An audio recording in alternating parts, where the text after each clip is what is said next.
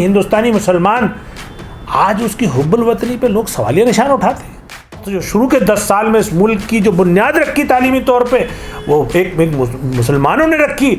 तो सवाल अब ये है कि अगर मुसलमानों की इन कुर्बानियों का अगर हम अपनी नई नस्ल को नहीं बताएंगे तो जिन लोगों के हाथ में इक़्तिदार है आज, जिनका कोई रोल नहीं है हिंदुस्तान की आज़ादी में, यहाँ तक तो रोल है कि जब अंग्रेज़ों का साथ दे रहे थे या असहयोग आंदोलन की मुखालफत कर रहे थे या वो कहीं किसी वजह से जेल में डाल दिए गए तो माफ़ी मांग रहे थे, लेकिन इसकी कोई मिसाल नहीं मिलती कि उनमें से एक भी आदमी जंग मुजाहिदीन आज़ादी की सफ़ में खड़ा हुआ था। कसूरवार कम हम भी नहीं हैं। एज ए कौम, एज ए मुस्लिम कम्युनिटी हमारी भी जिम्मेदारी है कि हम अपने बुज़ुर्गों की कुर्बानियों को आम आवाम तक पहुँचाते। हमने उस सिलसिले में क्या किया? अगर हमने नहीं किया तो अब करना चाहिए हमें। जिस झंडे की बात करते हैं वो झंडा हमारा है, वो हमारे मुल्क का है, वो हमने बनाया। वो लोग जो 90 साल से इस तिरंगे का विरोध कर रहे हैं, जब गुलाम मुल्क था उस वक्त मुजाहिदीन आज़ादी ने ये पुकार लगाई थी कि हर घर तिरंगा लगेगा, तब ये आरएसएस मुखालफत कर रही थी। और आज सिर्फ प्रतीकात्मक तौर पर वही तिरंगा वो हम पे थोप रहे हैं। अरे ये तिरंगा हमारे दिलों में बसता है, हमारी हर अमाल में बसता है। इस तिरंगे को हमने जिया है, हमने इस मुल्क को आज़ाद कराया है। अभी आज़ादी का अमृत महोत्सव मनाया जा रहा है। दूसरा प्रोग्राम आप भी चला रहे हैं, आप भी जो आज़ादी के मुजाहिदीन है उसके बारे में आप बता रहे हैं, तो क्या मैसेज देना चाह रहे हैं आप? देखिए, इस मुबारक मौके पर जब हमारा वतन अज़ीज़ अपनी आज़ादी के 75 साल मुकम्मल होने पर आज़ादी का अमृत महोत्सव मना रहा है, तो ऐसे मौके पर ज़रूरी है कि हम उन मुजाहिदीन आज़ादी को याद करें जिनकी कुर्बानियों के सबब ये हमें आज़ादी मिली और कितनी उन्होंने अज़ियत और कितनी परेशानियां उठाई जिसकी वजह से ये अजीम मुल्क आज़ाद हो सका। तो ऐसे मौके पर एक तो हमने इस अभियान की शुरुआत की है कि 10 तारीख़ से लेकर 15 तारीख़ के बीच में दिल्ली MIM का हर कार्यकर्ता मुजाहिदीन आज़ादी के बारे में और उनकी कुर्बानी के बारे में लिखेगा, वीडियो बनाएगा या उनके ताल्लुक़ से वो प्रोग्राम करेगा ताकि हिंदुस्तान के आम आवाम उन मुजाहिदीन आज़ादी की कुर्बानी से वाकिफ़ हो सके। हमारे जो राष्ट्रीय अध्यक्ष हैं बैरिस्टर असदुद्दीन ओवैसी साहब, उन्होंने भी अभी हैदराबाद में एक इंटरनेशनल सेमिनार किया जो भारत के मुजाहिदीन आज़ादी के ताल्लुक़ से था। उसमें माहिरीन तारीख़ और बड़े बड़े सोशल साइंटिस्ट ने उसमें भाग लेकर मुजाहिदीन आज़ादी के कुर्बानी के बारे में बताया था। उसके बाद बैरिस्टर असदुद्दीन ओवैसी साहब ने एक सिलसिला जारी किया है कि वो अपने ट्वीट से डेली एक बड़े अजीम मुजाहिदीन आज़ादी के बारे में बताते हैं। उसी सिलसिले की कड़ी को आगे बढ़ाते हुए ये हमारे दिल्ली MIM ने ये फैसला किया है। सवाल ये है कि इस वक्त कुछ लोग ऐसे हैं जो मुसलमानों की हुब्बुल वतनी देशभक्ति पर सवाल उठाते हैं। तो आखिर हमारा उनसे ये कहना है कि उनको इतिहास पढ़ना चाहिए, तारीख़ पढ़नी चाहिए और उनको ये मालूम करना चाहिए कि आखिर इस मुल्क को आज़ादी कैसे हासिल हुई। इस मुल्क को आज़ादी हासिल करने में 200 बरस लगे। 1757 से लेकर 1857 तक एक दौर है, चाहे वो नवाब सिराजुद्दौला की शहादत हो, टीपू सुल्तान की शहादत हो और उसके बाद बहादुर शाह ज़फ़र के जो नेतृत्व में लड़ी गई हिंदुस्तान की पहली जंग आज़ादी, उसका ताल्लुक़ से हो। ये सब मुसलमानों ने बहुत दमख़म के साथ और अंग्रेज़ों से बराबर का मुकाबला करते हुए इस मुल्क को आज़ाद कराने की कोशिश की। 1857 में वो क्रांति फेल हो गई और 1858 के बाद जो अंग्रेज़ों के मज़ालिम शुरू हुए वो दिल दहलाने वाले हैं। ख़ास तौर से तकरीबन 1 लाख मुसलमान शहीद हुए और उसमें सबसे ज़्यादा तादाद उलमाओं की थी। मौरख़ लिखते हैं कि फ़र्रुखाबाद से लेकर कानपुर तक कोई एक ऐसा पेड़ नहीं था जहाँ मुस्लिम उलमाओं की लाश पेड़ पे न टंगी हो, या चांदनी चौक दिल्ली से लेकर लाहौर तक कोई ऐसा एक भी दरख्त नहीं था जहाँ अंग्रेज़ों के जुल्म से या अंग्रेज़ों की जो मारकाट से शहीद होने वाले मुसलमानों की लाश न टंगी हो। या लाल किले के बाहर जो मैदान है उस वक्त ये शाहजहानाबाद कहलाता था। पूरे शाहजहानाबाद के मुसलमानों को निकाल करके एक या तो जिंदा जला दिया गया या तोप तोड़ा दिया गया। तो ऐसी अजीम कुर्बानियाँ पेश करने वाला गिरोह यानी हिंदुस्तानी मुसलमान, आज उसकी हुब्बुल वतनी पे लोग सवालिया निशान उठाते हैं। बात 1857 की नहीं है, 1857 से जो फिर जितनी तहरीकें शुरू हुई, चाहे वो रेशमी रुमाल तहरीक हो जिसके बानी मौलाना महमूदुल हसन देवबंदी, जो उसी मदरसे देवबंद से फारिग हैं, जिसके बारे में तरह तरह के आप सवाल सुनते हैं, उन्होंने अपनी पूरी ज़िंदगी सर्व कर दी इस मुल्क को आज़ाद कराने में। चाहे वो हिंदुस्तान गदर पार्टी हो जो मौलवी बरकतुल्ला भोपाली ने जिसको फाउंड किया, और पहली प्रोविजनल सरकार जो भारत से बाहर जाके अफगानिस्तान काबुल में बनाई, जिसके पहले राष्ट्रपति राजा महेंद्र प्रताप सिंह और पहले प्रधानमंत्री मौलवी बरकतुल्ला भोपाली बने, या उसके बाद आज़ाद हिंद फौज जो नेताजी सुभाष चंद्र बोस जिसको लीड कर रहे थे, उसके चाहे कैप्टन अब्बास अली हों, या फिर वो भारतीय राष्ट्रीय कांग्रेस जिसके हाथ में अंग्रेज़ इस मुल्क की भागदौड़ दे के गए, उस कांग्रेस में भी जो उस कांग्रेस को लीड किया मुसलमानों ने, उसमें जो कुछ नुमाया नाम है जो मैं आपके सामने बताना चाहता हूँ, चाहे बदरुद्दीन तैयब जी हों, मौलाना आज़ाद हों, हकीम अजमल खां हों, डॉक्टर M.A. अंसारी हों, या हसन इमाम हों, या फिर आपके मौलाना हसन मोहानी हो, इस तरह के दर्जनों नाम हैं जिन्होंने कांग्रेस को लीड किया। लेकिन सर सवाल ये, मेरा अभी रुकिए, मैं आपको सिर्फ वो बताना चाह रहा हूँ कि आखिर मुसलमानों का किरदार क्या है।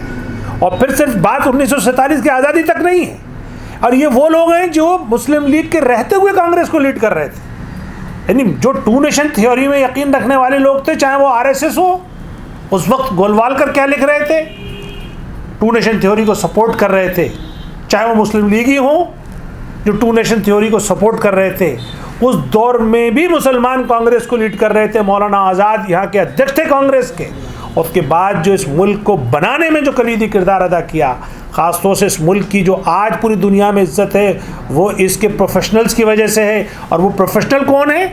वो प्रोफेशनल वो हैं जो मौलाना आज़ाद ने जिन इदारों को बनाया, चाहे वो IIT हो, IIM हो, एम्स हो, या और लैंग्वेजेस के डिपार्टमेंट हों, वो सारे इदारे मौलाना आज़ाद की देन है, और उसके बाद प्रोफेसर हुमायूं कबीर की देन है। यानी उस वक्त जो शुरू के 10 साल में इस मुल्क की जो बुनियाद रखी तालीमी तौर पे, वो एक मुसलमानों ने रखी। तो सवाल अब ये है कि अगर मुसलमानों की इन कुर्बानियों को अगर हम अपनी नई नस्ल को नहीं बताएंगे, तो जिन लोगों के हाथ में इक़्तिदार है आज, जिनका कोई रोल नहीं है हिंदुस्तान की आज़ादी में, यहाँ तक तो रोल है कि जब अंग्रेज़ों का साथ दे रहे थे या असहयोग आंदोलन की मुखालफत कर रहे थे, या वो कहीं किसी वजह से जेल में डाल दिए गए तो माफ़ी मांग रहे थे, लेकिन इसकी कोई मिसाल नहीं मिलती कि उनमें से एक भी आदमी जंग मुजाहिदीन आज़ादी की सफ़ में खड़ा हुआ था। तो ऐसे वक्त में हमें ये बात बताना ज़रूरी है, आम आवाम को बात बताना ज़रूरी है कि आखिर इस अजीम मुल्क को आज़ाद कराने में मुसलमानों का क्या किरदार है। और उस आज़ादी के बाद से जो आज तक जो चला आ रहा है, चाहे मौलाना आज़ाद के बाद ब्रिगेडियर उस्मान हो, मीर अब्दुल हमीद हो, APJ कलाम हो, या जो मौजूदा दौर में इस लोकतंत्र की सबसे बड़ी जो खिदमत कर रहा है जो शख्स बैरिस्टर असदुद्दीन ओवैसी हो, जो पार्लियामेंट में खड़े होकर अकेला विपक्ष की भूमिका निभा रहा है और ऐसे संगीन हालात में निभा रहा है, तो ऐसी खिदमत करने वाली कौम को कोई हुब्बुल वतनी पर सवालिया निशान लगाए। इसलिए हमने ये बयान चलाया है, इसलिए हमारा ये जो पूरा वक्तव्य है ये इस रोशनी में। लेकिन सर आपसे ये आरोप लगता है कि आप सिर्फ मुसलमानों की बात करते हैं, जैसे जंग आज़ादी में सिर्फ मुसलमान ही ने नहीं हिस्सा लिया था, सभी धर्मों के लोगों ने लिया था, लेकिन आप सिर्फ मुसलमान को ही क्यों ये दिखाना चाह रहे कि जंग आज़ादी मुसलमान इतना थे? देखिए, इसमें कोई दो राय नहीं कि जंग आज़ादी में सब ने हिस्सा लिया था, हिंदू मुस्लिम सिख ईसाई सब लड़ रहे थे, लेकिन सबसे ज़्यादा कुर्बानियाँ मुसलमानों ने दी। आप तारीख उठा लीजिए, रिकॉर्ड उठा लीजिए, अंग्रेज़ों की लिखी हुई हिस्ट्री उठा लीजिए आप, जितनी मुसलमानों में भी उलेमाओं ने, यानी मदरसा से पढ़े हुए लोगों ने जितनी कुर्बानियाँ दी हैं, उससे 1/10वां हिस्सा भी लोगों ने और ने कुर्बानी नहीं दी है। तो इसलिए हम ये कहते हैं कि मुसलमानों की इतनी बड़ी कुर्बानी को कम से कम नज़रअंदाज तो मत करिए, और ख़ास तौर से हम मुसलमानों पर जिम्मेदारी है कि हम इस बात को प्रोपेगेट करें, आम आवाम तक पहुँचाएँ, ताकि जो मौजूदा दौर में एक नैरेटिव सेट किया जा रहा है कि मुसलमान देशभक्त नहीं है, लेकिन सर 75 साल वो ख़त्म हो। 75 साल के बाद भी अब मुसलमान ये कह रहा है कि हम देशभक्त हैं, उसको साबित करना पड़ रहा है, तो चूक किससे हुई? देखिए, 75 साल जिन लोगों ने सरकारें चलाई हैं, ज़िम्मेदार वो हैं कि आखिर उन्होंने इस तारीख़ को क्यों बदलने दिया, क्यों ऐसा माहौल बनाया। लेकिन कसूरवार कम हम भी नहीं हैं। एज ए कौम, एज ए मुस्लिम कम्युनिटी हमारी भी जिम्मेदारी है कि हम अपने बुज़ुर्गों की कुर्बानियों को आम आवाम तक पहुँचाते। हमने उस सिलसिले में क्या किया, अगर हमने नहीं किया तो अब करना चाहिए हमें। तो उसी में हम सिलसिले में आज ये हम अपना कार्य अभियान शुरू कर रहे हैं कि जंगे आज़ादी के जो मुजाहिदीन हैं उनके बारे में आम आवाम को पता होना चाहिए, ताकि वो अपनी आने वाली नस्लों को भी बता सकें। मोदी जी अमृत महोत्सव में हर घर तिरंगा हो ये वाली मुहिम चलाई, तो इस पे आप लोग क्यों नहीं साथ दे दिए, यानी उस मुहिम पे आप लोग क्यों नहीं शरीक हो गए? देखिए, मोदी जी के पास जी हिंदू मुसलमान का कोई नाम नहीं लिया था उन्होंने। नहीं, मोदी जी के पास आज़ादी दिलाने के नाम पर, योगदान के नाम पर कुछ है नहीं, इसलिए वो प्रतीकों का सहारा ले रहे हैं। हमारे पास तो वो योगदान है, इसलिए हम प्रतीकों का सहारा क्यों लें। हम तो वो मुजस्समे जिन्होंने आज़ादी दिलाई, हम तो उनका फ़ोटो लगाएंगे, हम उनकी कुर्बानी के बारे में बताएंगे। अरे मुल्क जिस झंडे की बात करते हैं वो झंडा हमारा है, वो हमारे मुल्क का है, वो हमने बनाया। वो झंडा भी जब लाहौर के अधिवेशन में 1929 में ये प्रस्ताव पास हुआ कि 26 जनवरी 1930 को पूरे देश का हर देशवासी फहराएगा, तब उस वक्त के आरएसएस के फाउंडर, जो उस वक्त के सरसंचालक थे, डॉक्टर केशव बलीराम हेडगेवार, उन्होंने बाकायदा आह्वान किया था कि देश के हिंदुओं, तुम्हें ये तिरंगा का बहिष्कार करना है और हर घर में भगवा लगाना है। और वो इतना ही नहीं रुके, फिर उसके बाद एक गुरु पूर्णिमा का पर्व मनाया गया आरएसएस मुख्यालय में। उस वक्त डॉक्टर हेडगेवार ने ये बात कही कि ये तिरंगा अशुभ है, इसमें 3 है, 3 की का अशुभ गिनती होती है और ये देश की समृद्धि और स्वास्थ्य के लिए अच्छा नहीं है, हम इसका बहिष्कार करते हैं और हम भगवा चाहते हैं। फिर तीसरी बार जब 15 अगस्त 1947 को लाल किले की प्राचीर पे ये झंडा फहराया जाना था, तब 14 अगस्त के ऑर्गेनाइजर अखबार, जो आरएसएस का मुखपत्र है, उसका संपादकीय में ये बात लिखी गई कि हम इस झंडे का बहिष्कार करते हैं, हम इसको नहीं मानते और इसको हम अधूरी आज़ादी मानते हैं। और यही बात लेकर 52 साल तक उन्होंने तिरंगे का बहिष्कार किया और फहराया नहीं, कभी अपने मुख्यालय में नहीं फहराया। वो तो 2001 में जब 3 नौजवान ज़बरदस्ती घुस गए और उस मुख्यालय पर उन्होंने तिरंगा फहरा दिया, फिर उनके खिलाफ FIR हुई और उसके बाद फिर उनको अपने आरएसएस को अपनी आइडियोलॉजी चेंज करनी पड़ी, तब जाकर तो उनको तिरंगे की अहमियत समझ में आई। यानी वो लोग जो 90 साल से इस तिरंगे का विरोध कर रहे हैं, जब गुलाम मुल्क था उस वक्त मुजाहिदीन आज़ादी ने ये पुकार लगाई थी कि हर घर तिरंगा लगेगा, तब ये आरएसएस मुखालफत कर रही थी। और आज सिर्फ प्रतीकात्मक तौर पर वही तिरंगा वो हम पे थोप रहे हैं। अरे ये तिरंगा हमारे दिलों में बसता है, हमारी हर अमाल में बसता है। इस तिरंगे को हमने जिया है, हमने इस मुल्क को आज़ाद कराया है। हम इस तरह के किसी भी प्रतीकात्मक चीज़ों में नहीं शामिल होंगे।